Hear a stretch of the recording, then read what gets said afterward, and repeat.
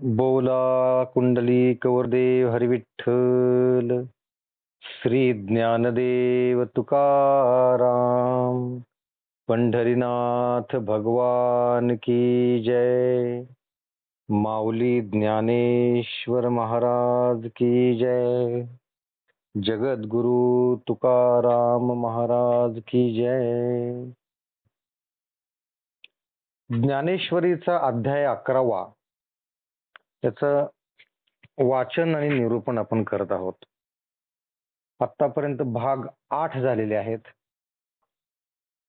आज आपण भाग 9 पाहणार आहोत आणि 217 पर्यंत ओव्या झालेल्या आहेत. भाग 9 चालू करण्याच्या अगोदर भाग 8 मध्ये काय झालेले आहे ते थोडक्यात लक्षात घेऊयात आणि पुढे जाऊयात. आता हा ज्ञानेश्वरीचा अध्याय 11वा, या अध्याय 11व्याला विश्वरूप दर्शन असं सुद्धा म्हणतात. आणि आतापर्यंत आपण 8 भाग पाहिले आहेत. ज्ञानेश्वर माऊलींनी प्रस्तावनेमध्ये, या 11व्या अध्यायाच्या प्रस्तावनेमध्ये असं लिहिलं होतं की या अध्यायाचं वाचन करताना तुम्हाला 9 रसांचा अनुभव येणार आहे आणि त्यातल्या त्यात शांत रस आणि अद्भुत रस हा जास्त प्रमाणात प्रकर्षाने जाणवणार आहे. तर या 8 भागामध्ये आपल्याला हे लक्षात आलं असेल की आपण शांत रस पण अनुभवत आहोत आणि अद्भुत रस पण अनुभवत आहोत. अद्भुत म्हणजे आश्चर्य. तर यात आश्चर्य ते काय आहे, तर भगवंताचं जे विराट रूप आहे, विश्वरूप आहे, त्याचं जे वर्णन आहे याच्यामध्ये ते आश्चर्यकारक आहे. उदाहरणार्थ, भगवंताचं जे विश्वरूप आहे ते किती मोठं आहे, तर त्याची गणतीच करता येत नाही. त्याच्या उंचीची, त्याच्या आकाराची गणती करता येत नाही, एवढं विराट आणि विशाल रूप आहे ते. कारण यात एक उल्लेख असा आला होता की झरोक्यातून ऊन ज्यावेळेस आपल्या घरामध्ये येतं त्यावेळेस अणुरेणू त्याच्यामध्ये उडताना आपल्याला दिसतात. ते अणुरेणू जसे उडताना दिसतात त्या आकारात, तर तशा आकाशगंगा या भगवंताच्या विश्वरूपाच्या प्रत्येक सांध्यावर उडताना दिसत होत्या. आकाशगंगा, आकाशगंगेमध्ये कितीतरी ग्रह असतात, सूर्य असतो, त्यांचे उपग्रह असतात, धूमकेतू असतात, अवकाश असतं, अंतराळ असतं. अशा कितीतरी आकाशगंगा फक्त एका सांध्यावर उडताना दिसतात. म्हणजे बघा किती मोठं हे विश्वरूप आहे. म्हणजे माऊलींनी जे सांगितलं सुरुवातीला त्यांच्या प्रस्तावनेमध्ये की या अध्यायाचं वाचन करताना तुम्हाला अद्भुत रस म्हणजे आश्चर्यकारक अशा बऱ्याचशा गोष्टी वाचायला मिळतील. तर हे आश्चर्य इथं संपलेलं आहे का, 8 भागापर्यंतच आहे का, नाही आहे. हे हा 11वा अध्याय संपोस्तोपर्यंत तुम्हाला दररोज आश्चर्यचकितच तुम्ही होत चाल. एवढे आश्चर्यचकित करणाऱ्या गोष्टी याच्यामध्ये आहेत. तर आता कालचा जो भाग आहे 8 भाग, त्याच्यामध्येच तुम्ही बघा की आश्चर्य किती आहेत. बघा की ज्यावेळेस अर्जुन त्या विश्वरूपाकडे बघत असतो त्यावेळेस त्याला त्या विश्वरूपाची पुष्कळ तोंडे, पुष्कळ चेहरे, पुष्कळ मुख, एकापेक्षा अधिक मुख दिसतात. आणि हे सर्वच मुखे सुंदर अशी आहेत का, नाही. तर त्यातली काही मुखे ही भयंकर होती, अद्भुत होती, आणि काही मुखे ही सौम्य अशी होती.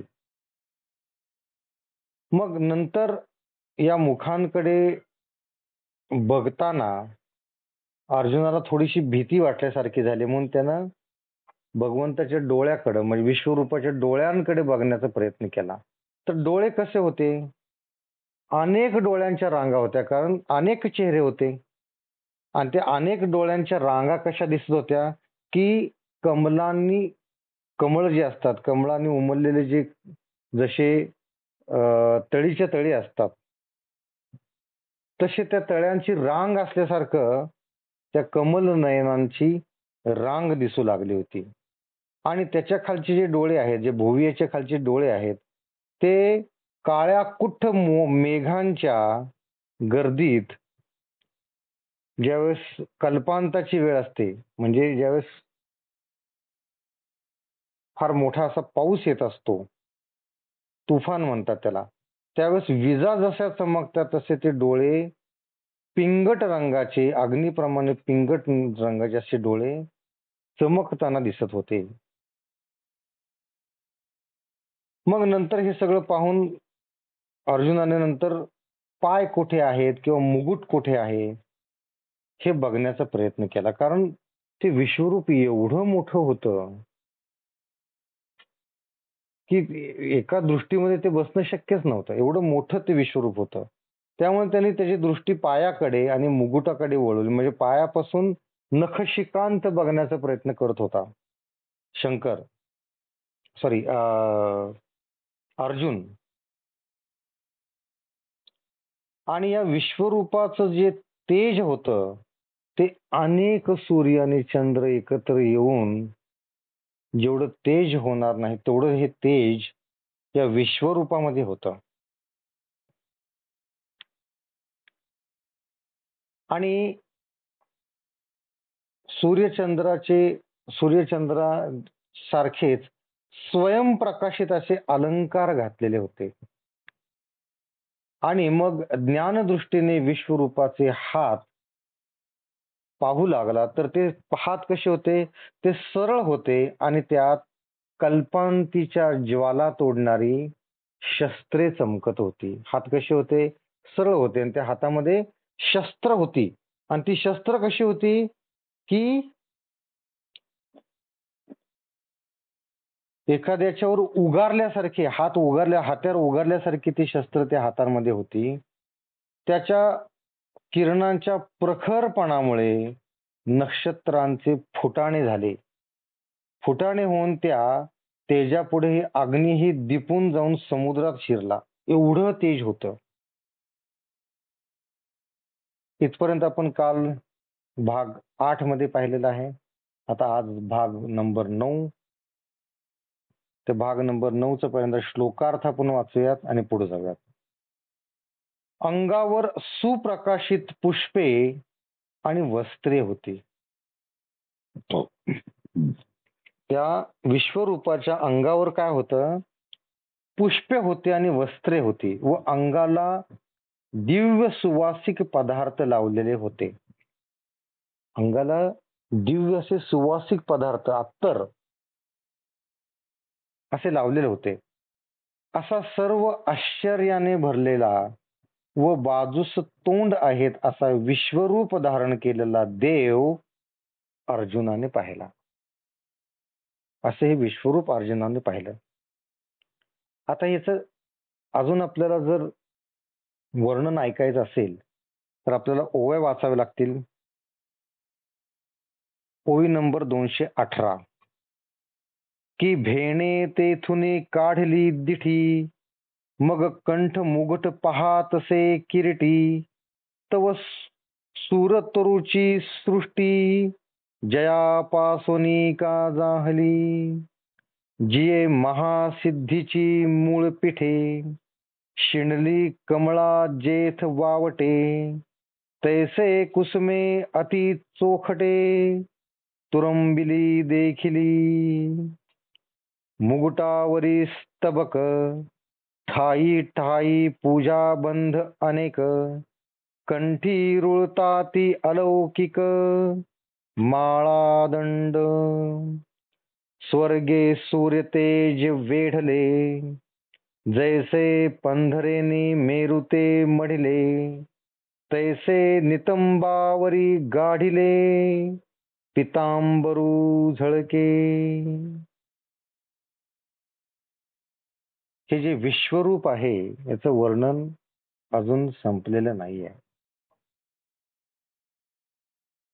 अजून आपल्याला आश्चर्यचकित होण्यासाठी, आश्चर्य म्हणजे जो अद्भुत रस आहे तो पिण्यासाठी आपण तयार राहावं, कारण तसं वर्णन आता पुढे आहे. त्या हातातील असंख्य शस्त्रांच्या भयाने अर्जुनाने तेथून आपली दृष्टी फिरवून तो कंठ व मुकुट याकडे पाहू लागला. त्या विश्वरूपाचे बाहू कसे होते? सरळ होते आणि त्या बाहूंमध्ये शस्त्र होती. ती शस्त्र बघून अर्जुन थोडासा घाबरले, म्हणून त्याने त्यांची दृष्टी फिरवली आणि दृष्टी फिरवून कुठे नेली? कंठ आणि मुकुट याकडे तो पाहू लागला. तेव्हा त्याला असे वाटले की कल्पतरूची उत्पत्ती याच पासून झाली की आहे की काय? कल्पतरू म्हणजे आपल्या सर्व इच्छा करणारा, पूर्ण करणारा असा जो वृक्ष असतो त्याला कल्पतरू किंवा कल्पवृक्ष असं म्हणतात. म्हणजे त्याच्या खाली बसून आपण कुठलीही इच्छा मनामध्ये आणली तर ती इच्छा हा वृक्ष पूर्ण करतो. आपण जे काय मागेल ते आपल्याला मिळतं, असा तो कल्पवृक्ष. तर हे कल्पवृक्षांची उत्पत्ती यापासूनच झाली की काय, असा प्रश्न अर्जुनास पडला. महासिद्धीचे अधिष्ठान जी लक्ष्मी ती शिणली असता जेथे विश्रांती घेते अशी जी अति उत्कृष्ट कमळे त्यांचा वास घेत आहेत असे पाहिले. आता हे जे विश्वरूप आहे ते कशाचा वास घेत होतं? हे जे मुख आहे ते कशाचा वास घेत होतं? तर कमळांचा वास घेत होता. कमळे कशी होती? सुवासिक होती. कशी सुवासिक होती? किंवा ती कमळे म्हणजे कुठं? तर महासिद्धीचे अधिष्ठान असणारी जी लक्ष्मी ती ज्यावेळेस थकते त्यावेळेस ती विश्रांती कुठे घेते? अशा कमळांवर घेते की जी सुवासिक असतात. अशा कमळांचा हे विश्वरूप वास घेत आहेत असे अर्जुनाने पाहिले. मुकुटावर अनुक्रमाने फुलांचे गुच्छ एकावर एक लावलेले असून कंठात अवर्णनीय अशा पुष्पमाळा घातल्या होत्या. काय बघितलं बघा अर्जुनानं? की मुकुटावर अनुक्रमाने फुलांचे गुच्छ एकावर एक लावलेले होते. पुष्पगुच्छ एकावर एक पायरी पायरीने लावले होते. कुठं? मुकुटावर. आणि कंठामध्ये काय होतं? कंठामध्ये अवर्णनीय अशा पुष्पमाळा घातलेल्या होत्या. अवर्णनीय म्हणजे अतिशय सुंदर, त्याचं वर्णनही करता येत नाही अशा फुलांच्या माळा कंठामध्ये घातलेल्या होत्या. ज्याप्रमाणे स्वर्ग सूर्य तेजाने भरलेला किंवा मेरू पर्वत सोन्याने मढवलेला आहे, त्याचप्रमाणे कमरेसभोवती नेसलेले पितांबर झळकत होतं. कमरेला काय नेसलं होतं? पितांबर नेसलं होतं. ते पितांबर कसं झळकत होतं? तर सोन्याने जर मेरू पर्वताला मढवलं तर तो कसा दिसेल, कसा झळकेल, तसं ते दिसत होतं. ज्याप्रमाणे महादेवास कापुराची उटी लावावी किंवा कैलास पर्वत पाऱ्याने लिंपावा अथवा क्षीरसागर समुद्रात पांढऱ्या स्वच्छ उदकाने आच्छादावा.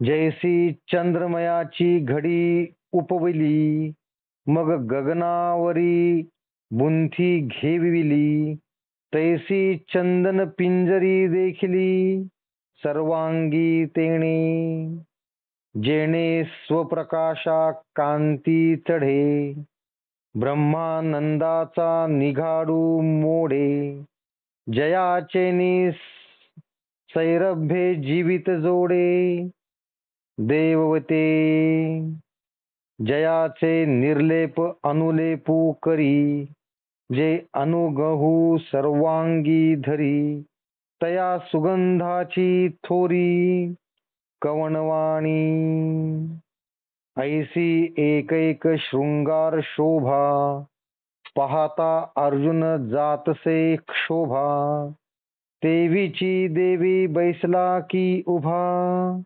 की शयालू हे नेवणे.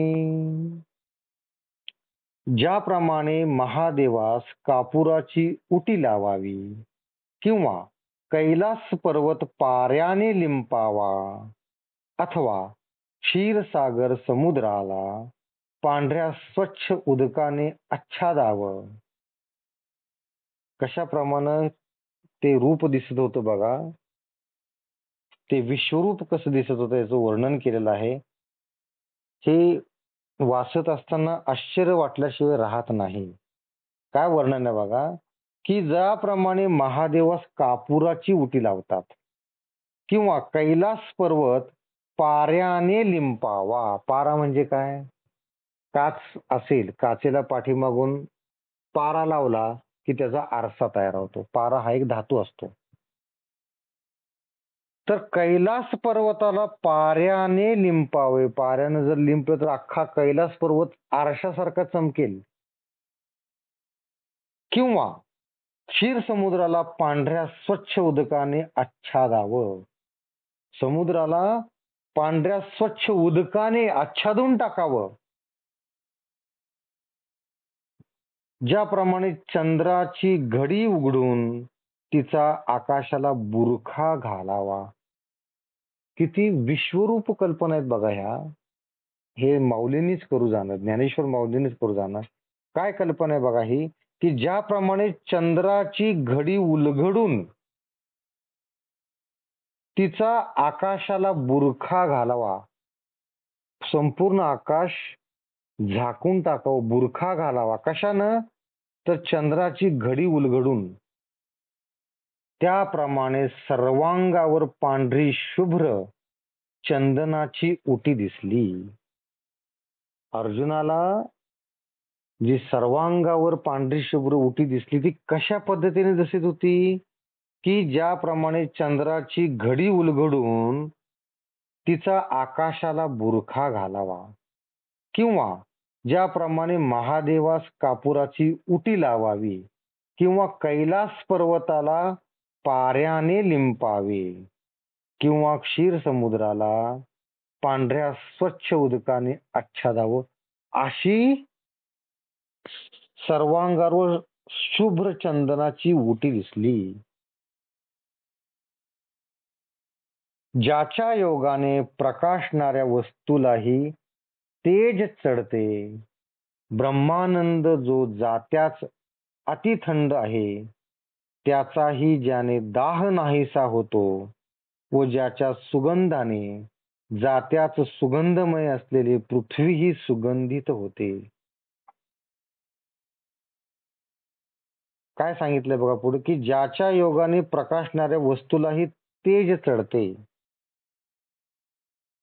ब्रह्मानंद जो जात्याच अतिथंड आहे, त्याचाही ज्याने दाह नाहीसा होतो व ज्याच्या सुगंधाने जात्याच सुगंधमय, जात्याच म्हणजे मूळतः सुगंधमय असलेली पृथ्वी ही सुगंधित होते. त्या गंधापुढे इतर गंधाचे तेज नाहीसे होते व ज्या गंधाला आकार नाही असा ज्याने सर्वांगावर धारण केलेला आहे, त्या सुगंधाची योग्यता कोण करू शकणार? असं सुगंध त्या विश्वरूपातून येत होता. की काय वर्णन केलं बघा सुगंधाचं, की ज्या सुगंधाने जात्याच सुगंधमय म्हणजे मूळतः सुगंधमय असलेली पृथ्वी ही सुगंधित होत होती. त्या सुगंधाने पृथ्वी सुद्धा सुगंधित होत होती.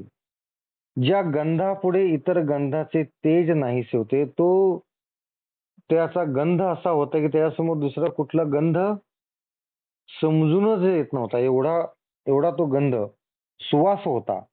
व ज्या गंधाला आकार नाही असा ज्याने मदनाने सर्वांगावर धारण केला आहे, त्या सुगंधाची योग्यता कोण करणार? एवढा मस्त सुगंध येत होता त्या विश्वरूपातून. ज्याप्रमाणे एक एक अलंकाराची शोभा पाहून अर्जुन भांबावला. एक एक अलंकाराची शोभा पाहून अलंकार पाहून अर्जुन भांबावला, विस्मयचकित झाला, आश्चर्यचकित झाला. व तशात देव बसले होते. तशात देव बसले आहेत, उभे आहेत किंवा निजले आहेत हे त्याला समजेना. काय झालं की त्या देहाला पांढऱ्या रंगाची उटी लावलेली होती, बरोबर आहे. आणि तो देह हजार आरशे लावल्याप्रमाणे मेरू पर्वताला पाऱ्याने लिंपल्याप्रमाणे चमकत होता. गळ्यामध्ये ज्या माळा घातल्या होत्या ते स्वयंप्रकाशित होत्या. स्वयंप्रकाशित म्हणजे सूर्य कसा स्वयंप्रकाशित आहे तशा. मग एवढं सगळं तेज पाहिल्यानंतर अर्जुन भांबावणारच ना, डोळे दिपून जाणार त्याचे. त्यामुळे अर्जुन भांबावला. आणि त्यामुळं काय की देव बसलेले आहेत का उभे आहेत का निजलेले आहेत त्याला कळेच ना. एकतर एवढी मोठी मूर्ती, ती विशाल काय ते रूप होतं, विश्वरूप. त्याच्या एवढ्या डोळ्यानं ते दिसणार कसं? त्याच्या डोळ्याच्या दृष्टीच्याही आवाकाच्या पलीकडचं होतं ते. त्यामुळे त्याला ते ते निजलेले आहेत, उभे आहेत की बसलेले आहेत हे त्याला समजेना. बाहेर दिठी उघडोनी पाहे, तव अवघे मूर्तिमय देखत आहे. मग आता न पाहे म्हणून उगार आहे, तरी आतुनी तैसीची. अनावर मुखे समोर देखे, तया भेणे पाठी मोरा जवळ ठाके. तव तयाही श्रीमुखे, कचरण तैसेची. आहो पाहता कीर प्रतिभासे, एथ नवलाओ काय असे. परी न पाहतासी दिसे, चोज ऐका. कैसे अनुग्रहाचे करणे, पार्थाचे पाहणे आणि न पाहणे.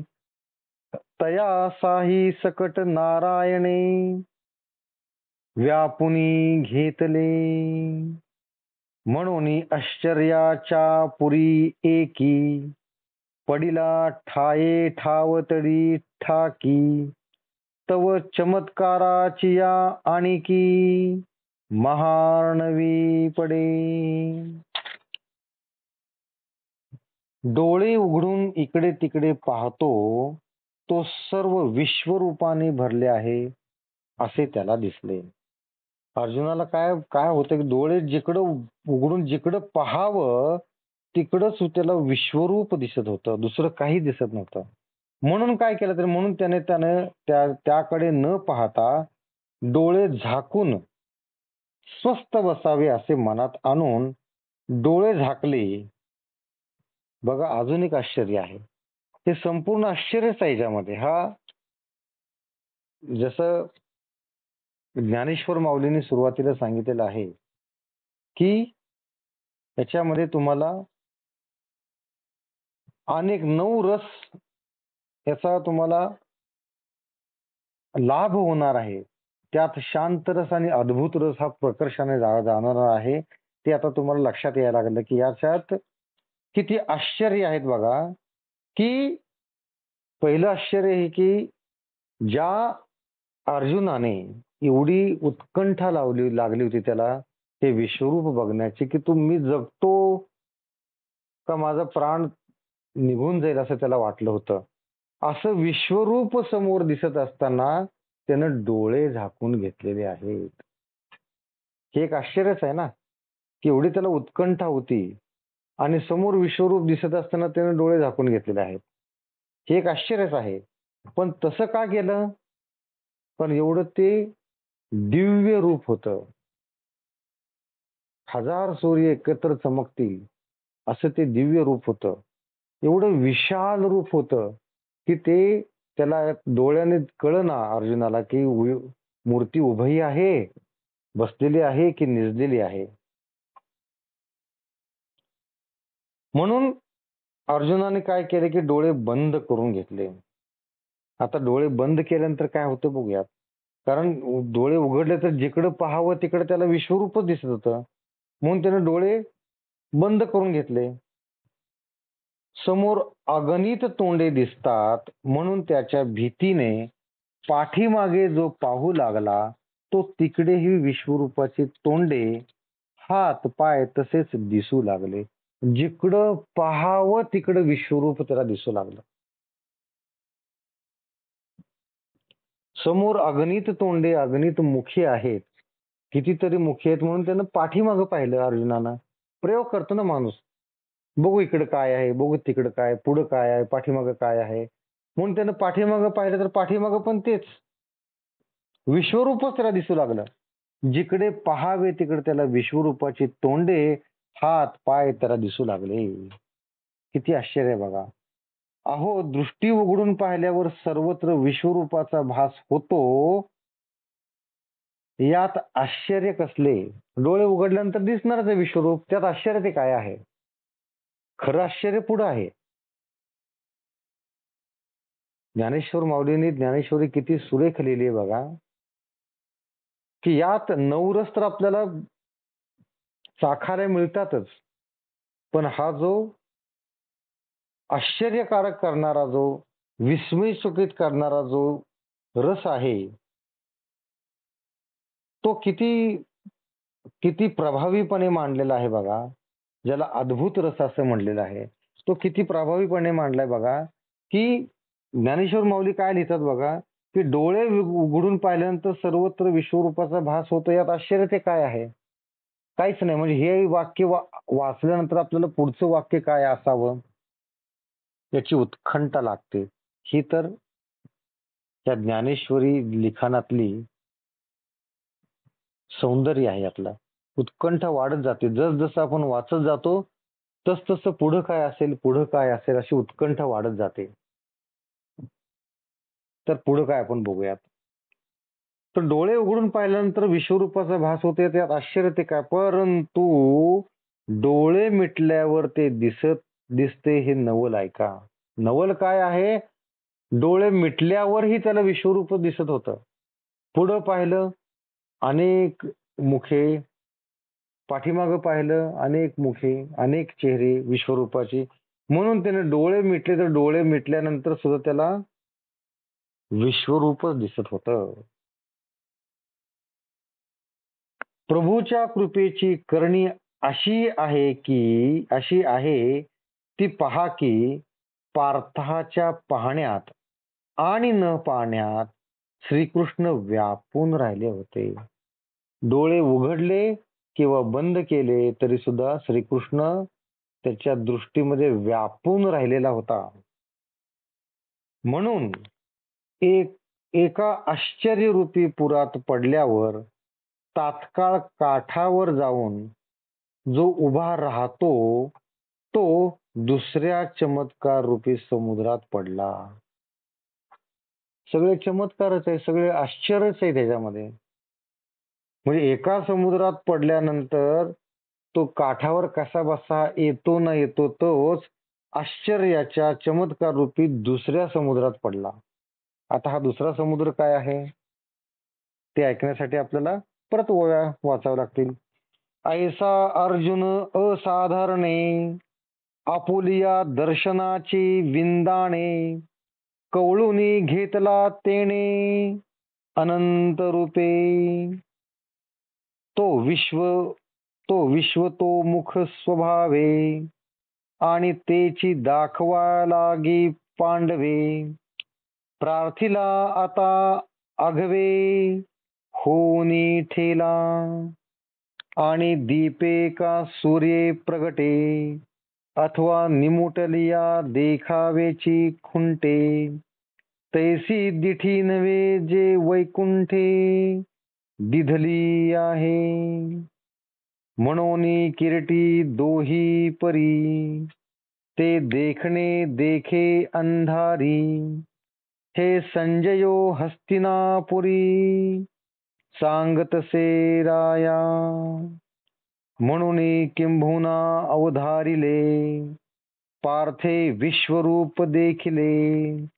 नाना आभारणी भरले, विश्वतो मुख.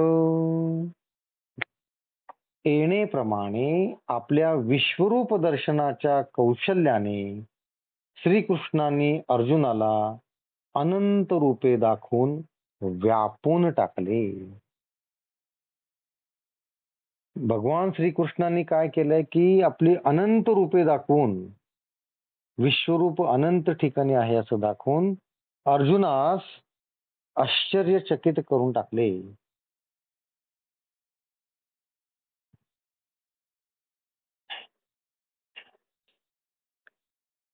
तो सर्वव्यापी व स्वभावताच सर्वतोमुख असल्यामुळे आणि तशात अर्जुनाने विश्वरूप दाखवाशी प्रार्थना केल्यामुळे आपणच सर्व रूपे घेऊन नटला. तो म्हणजे कोण? श्रीकृष्ण. श्रीकृष्णाने काय केलंय? तो सर्वव्यापी व स्वभावताच सर्वतोमुख असल्यामुळे, भगवंत कसे आहेत? सर्वव्यापी आहेत. यत्र तत्र सर्वत्र, कणाकणात भगवंत भरून राहिलेले आहेत. श्रीकृष्ण भरून राहिलेला आहे. आणि तशात अर्जुनाने विश्वरूप दाखवा अशी प्रार्थना केल्यामुळे अर्जुन नाही का मागे लागला होता, मला विश्वरूप दाखवा दाखवा दाखवा.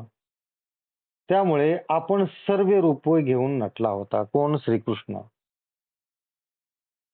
अर्जुनाला श्रीकृष्णाने जी दिव्य दृष्टी दिली होती ती दिव्याच्या किंवा सूर्याचा प्रकाश असला तरच दिसावे किंवा मिटली असता पाहणेच बंद व्हावे अशातली नव्हती.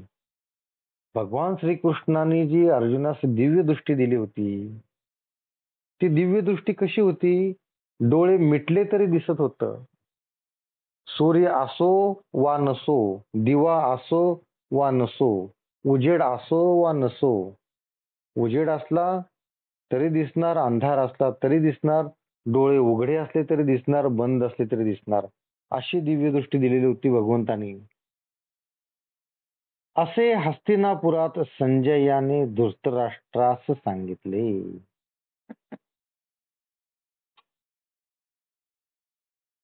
हे जे काय सगळं भगवंत आणि अर्जुनाच्या मधला संवाद आहे, भगवंताने जे अर्जुनाला विश्वरूप दर्शन दिलेलं आहे, कुरुक्षेत्रावरचा जो सगळा संवाद सांगणारा जो संजय आहे, त्यानं ही सगळी गोष्ट राजा धृतराष्ट्रास सांगितली. काय सांगितलं?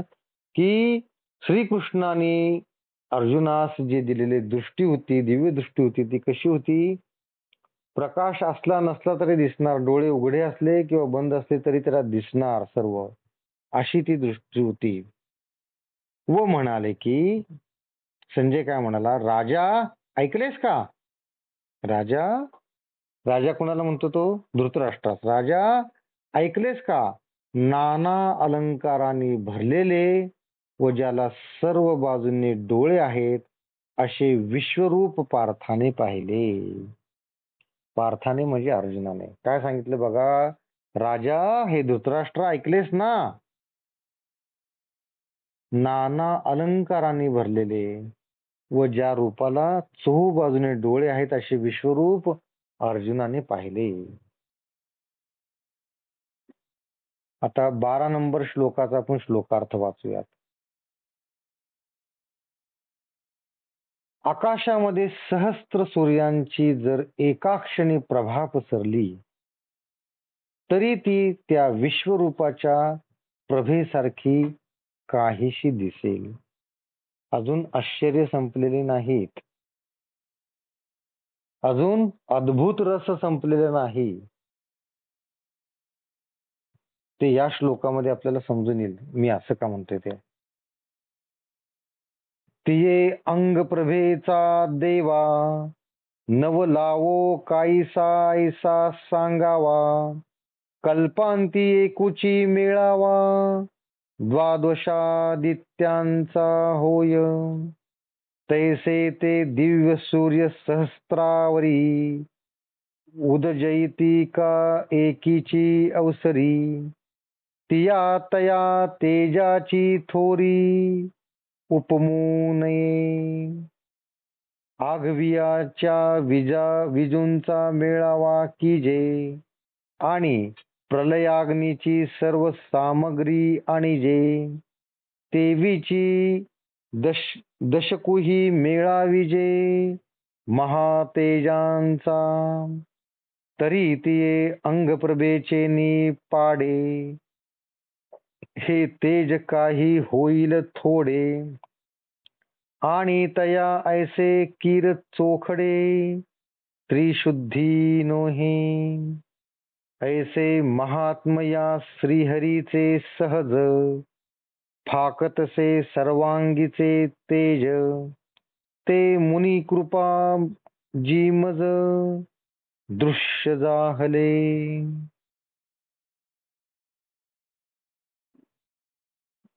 राजा ज्या विश्वरूपाचे तेज कशासारखे होते म्हणून सांगू. आता हे संभाषण कुणाकुणात आहे नीट लक्षात घ्या. हे संभाषण आहे संजय आणि धृतराष्ट्रामध्ये. संजय हे सगळं बघून धृतराष्ट्रास काय म्हणतो बघा, राजा ज्या विश्वरूपाचे तेज कशासारखे होते म्हणून सांगू. हा प्रश्न करतोय संजय. बघा, अर्जुन हा पुण्यात्मा होता, भगवंताचा आवडता शिष्य होता, म्हणून भगवंताने त्याला विश्वरूपाचे दर्शन दिले. पण संजय सुद्धा नशीबवान होता, कारण त्यानंही त्याच्या दिव्य दृष्टीनं हे सर्व विश्वरूप पाहिलेलं आहे, असं म्हणायला काय हरकत नाही ना.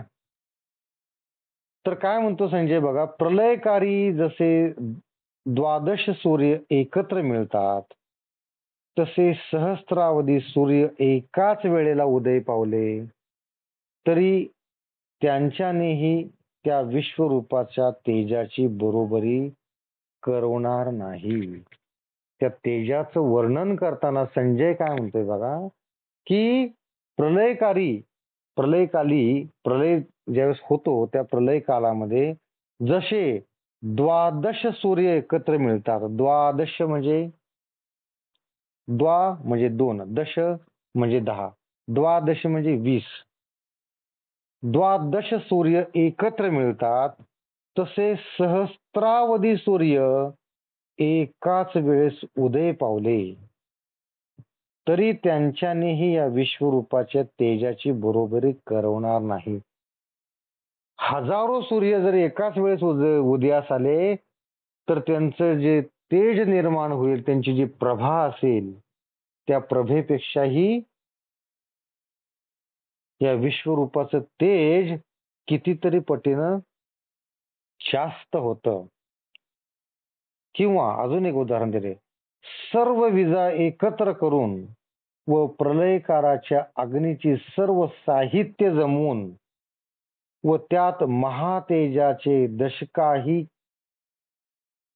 दशकही जरी मिळाले, तरी त्या विश्वरूपाच्या अंगाच्या तेजाची काही थोडी बरोबरी होईल, परंतु त्याची अगदी बरोबरी तर खास होणार नाही. एवढं करून सुद्धा त्या तेजाची बरोबरी होणार नाही. काय करून, तर सर्व विजा एकत्र आणल्या आणि प्रलयकाळीचा अग्नी त्याची सर्व साहित्य जमून त्यात महातेजाचे दशकही जरी मिळवले, तरी सुद्धा हे तेज त्याच्यापेक्षा थोडस उजवच असणार आहे. असा त्या श्रीहरीचा महिमा आहे.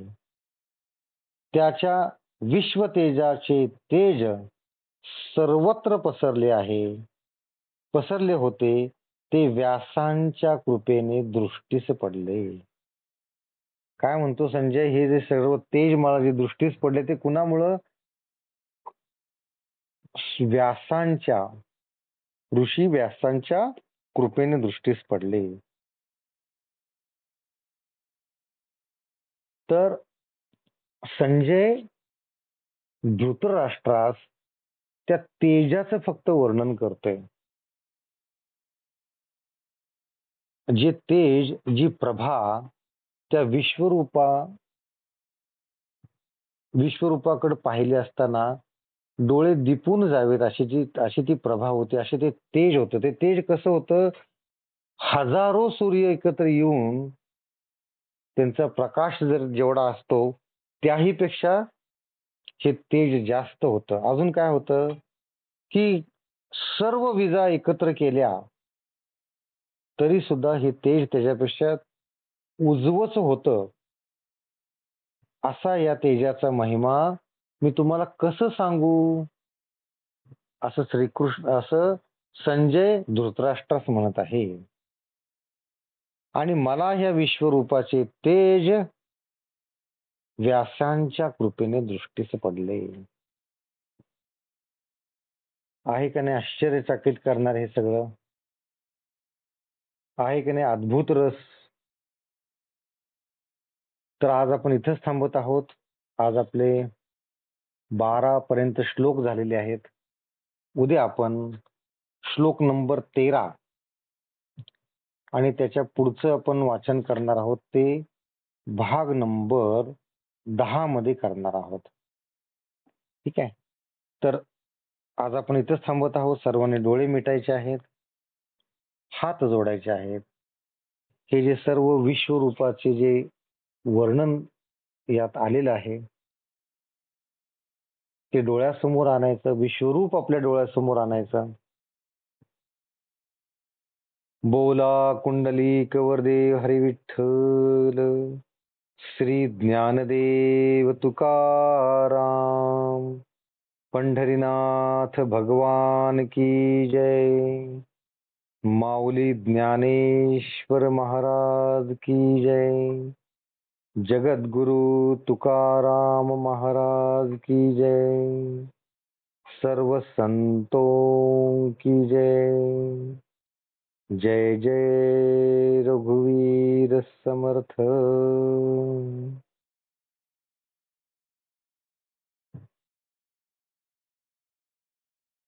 धन्यवाद.